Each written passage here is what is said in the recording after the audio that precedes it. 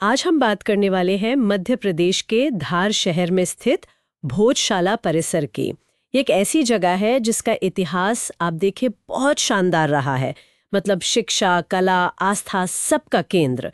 पर आजकल ये एक काफी उलझे हुए विवाद का सेंटर भी बन गया है। जी बिल्कुल, भोजशाला का मामला काफी पेचीदा है। हाँ, तो हमारे पास जो जानकारी है वो हमें इसके बनने की कहानी से लेकर, मतलब राजा भोज के जमाने में इसकी क्या अहमियत थी, फिर कमल मौला मस्जिद कैसे बनी, और अभी जो हाल में एएसआई का सर्वे हुआ है और जो मौजूदा कानूनी स्थिति है उस सब पर रोशनी डालती है। सही कहा। तो हमारा इरादा यही है कि इस जगह की जो अलग अलग परतें हैं उन्हें समझें, इसका इतिहास, आज की व्यवस्था क्या है और इस विवाद के खास पहलू क्या हैं। और एक दिलचस्प बात यह भी है कि हाल के एएसआई सर्वे में सुनने में आया है 1700 से ज्यादा पुरानी चीजें मिली हैं। जी हाँ, काफी महत्वपूर्ण खोजें हुई हैं। और मामला अब सुप्रीम कोर्ट तक पहुंच गया है। तो चलिए इसी पर थोड़ी गहराई से बात करते हैं। तो कहानी शुरू करते हैं 11वीं सदी से। परमार वंश के एक बहुत मशहूर राजा हुए, राजा भोज। जी, राजा भोज बड़े विद्वान और कला प्रेमी शासक थे वो। हाँ, तो उन्होंने ही यहाँ ज्ञान की देवी सरस्वती यानी वाग देवी को समर्पित एक क्या कहें, कॉलेज जैसा संस्थान बनवाया था। हाँ, एक महाविद्यालय कह सकते हैं जिसे भोजशाला कहा गया। और ये उस जमाने में मतलब ज्ञान विज्ञान का एक बहुत बड़ा सेंटर था। और वाग्देवी का जिक्र आया तो ये बात भी अहम है कि वो ज्ञान, वाणी और कला की देवी मानी जाती हैं। हाँ बिल्कुल। और जो यहाँ मूल वाग्देवी प्रतिमा थी वो असल में 19वीं सदी में अंग्रेजों के टाइम में लंदन चली गई। ओह अच्छा। जी, और आज भी वो वहीं विक्टोरिया एंड एल्बर्ट म्यूजियम में है। उसे वापस लाने की कोशिशें तो कई बार हुई, पर देखिए अब तक कामयाब नहीं हो पाई। ये भी एक पहलू है इस पूरे मामले का। हाँ, ये सिर्फ एक मूर्ति का दूर होना नहीं है, ये कहीं ना कहीं पहचान और अधिकार के दावों को और पेचीदा बनाता है। अच्छा, अगर हम भोजशाला की बनावट को देखें तो उसमें पुराने हिंदू मंदिरों के खंभों का इस्तेमाल दिखता है ना। जी हाँ, वो साफ नजर आता है। आर्किटेक्चर में वो तत्व मौजूद हैं। और फिर बाद में करीब 14वीं शताब्दी में इसी कैंपस में कमाल मौला मस्जिद बनी। जी, जिसका नाम सूफी संत कमालुद्दीन के नाम पर है। उनके दरगाह भी पास ही है। तो मतलब यहाँ हिंदू और इस्लामी दोनों तरह के आर्किटेक्चर के स्टाइल साथ साथ दिखते हैं। बिल्कुल। और साथ ही उस जमाने के संस्कृत और प्राकृत भाषाओं में लिखे शिलालेख यानी इंस्क्रिप्शंस भी मिले हैं।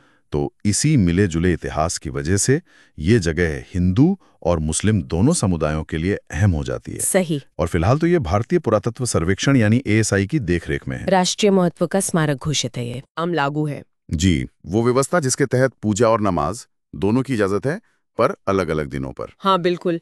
हिंदू हर मंगलवार को सूर्योदय से सूर्यास्त तक पूजा कर सकते हैं और मुसलमान हर शुक्रवार दोपहर 1 से 3 बजे तक नमाज पढ़ते हैं।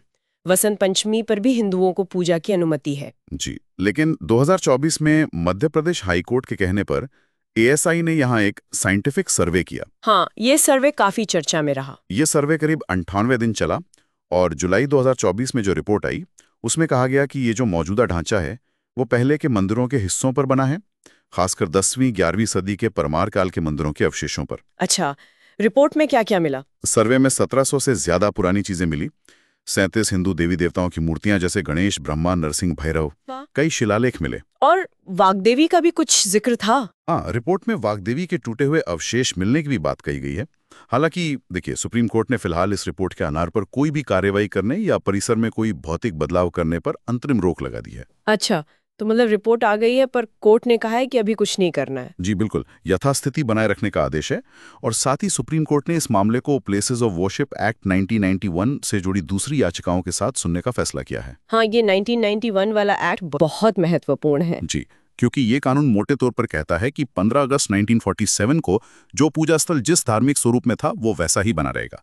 अब इसी कानूनी नुक्ते पर काफी बहस टिकी हुई है। तो इसका मतलब ये हुआ कि एएसआई को मंदिर के सबूत तो मिले हैं, लेकिन कोर्ट ने फिलहाल रोक लगा दी है और 1991 वाले कानून का एंगल भी इसमें जुड़ गया है।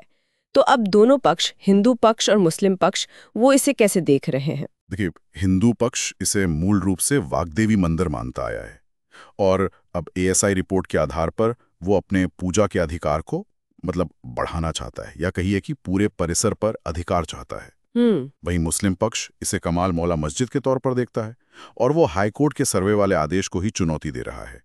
उनका तर्क है कि 1991 एक्ट के तहत यहाँ यथास्थिति बनी रहनी चाहिए। समझ गया। तो ये मामला ऐतिहासिक, धार्मिक और कानूनी हर तरह से बहुत नाजुक है। बिल्कुल। और ये साफ करना यहाँ जरूरी है कि हम सिर्फ जो जानकारी उपलब्ध है, जो स्रोतों में है, वो सामने रख रहे हैं।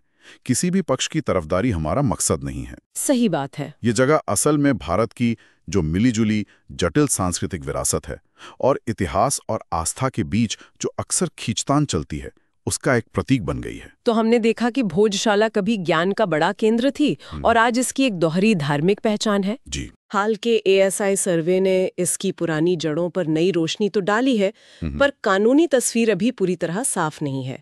वो सुप्रीम कोर्ट के फैसले पर निर्भर करेगी। हाँ, और फिलहाल पूजा और नमाज का जो मौजूदा इंतजाम 2003 से चला आ रहा है, वो सुप्रीम कोर्ट के अगले आदेश तक वैसे ही जारी रहेगा। परिसर ASI के निगरानी में ही है। आखिर में एक सवाल शायद सोचने के लिए छोड़ सकते हैं हम जी। कि एक तरफ ASI की रिपोर्ट है जो पुराने मंदिर के ढांचे की तरफ इशारा कर रही है, और दूसरी तरफ प्लेसेस ऑफ वर्शिप एक्ट 1991 जैसा कानूनी फ्रेमवर्क है।